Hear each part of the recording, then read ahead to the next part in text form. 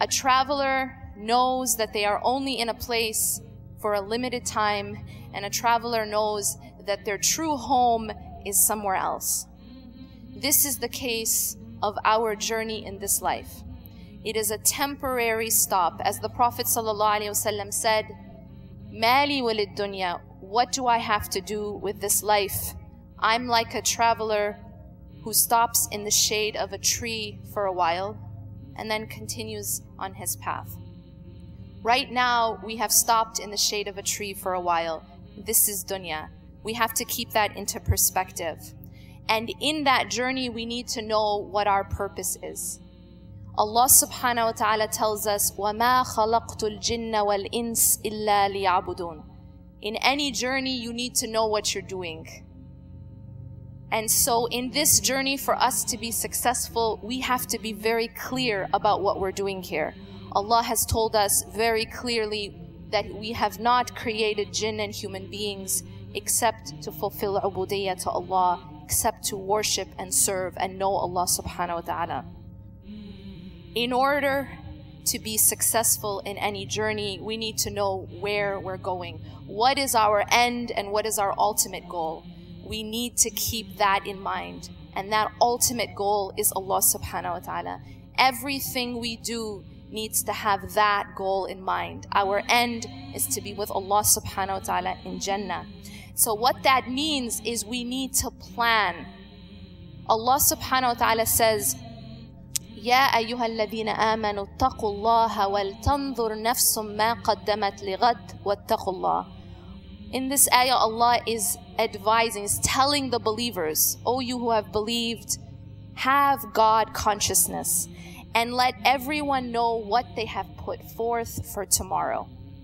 A lot of us know what we have put forth for tomorrow in 24 hours. But here Allah is reminding us to be careful and know what we're putting forth for the tomorrow, capital T.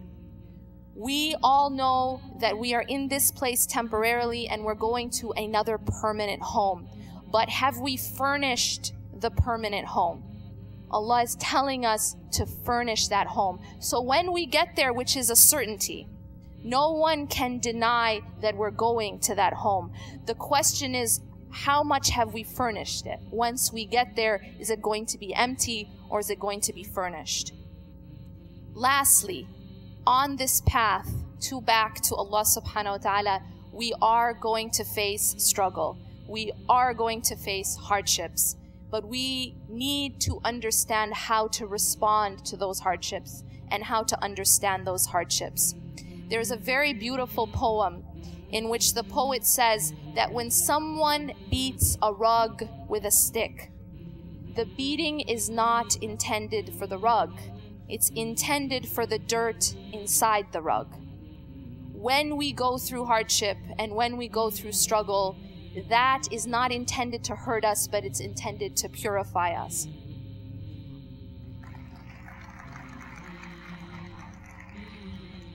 If the ultimate goal is to reach Allah subhanahu wa ta'ala in the purest form, then we should be happy and grateful at anything that purifies us along that path.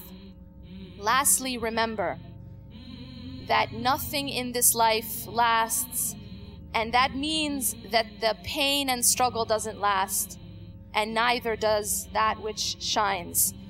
But this life is not perfectly good, but it's not perfectly bad either. Allah subhanahu wa ta'ala has given us, with the usr, He has given us yusr. With the hardship, at the same time, He gives us ease. And remember this, none of us are perfect.